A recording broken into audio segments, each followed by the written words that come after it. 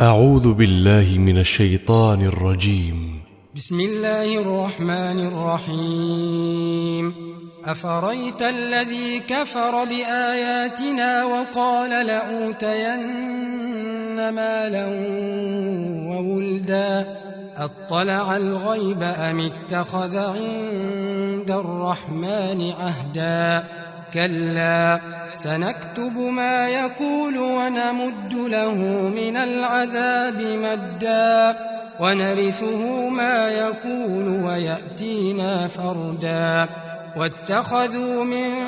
دون الله آلهة ليكونوا لهم عزا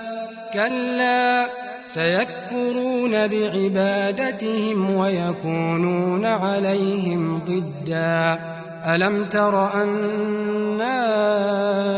أرسلنا الشياطين على الكافرين تؤزهم أزا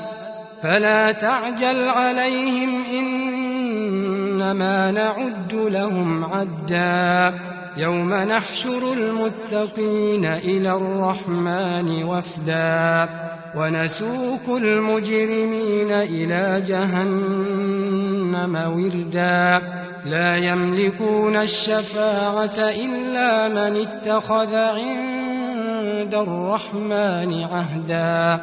وقالوا اتخذ الرحمن ولدا لقد جئتم شيئا إدا يكاد السماوات يتفطرن منه وتنشق الأرض وتخر الجبال هدا أن دعوا للرحمن ولدا وما ينبغي للرحمن أن يتخذ ولدا إن كل من في السماوات والأرض إلا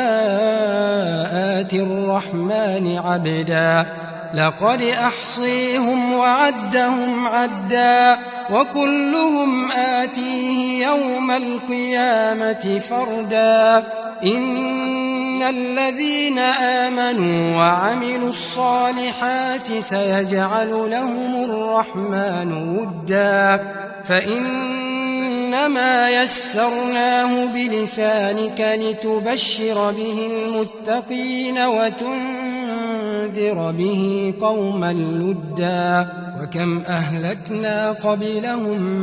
من قرن هل تحس منهم من أحد أو تسمع لهم ركزا.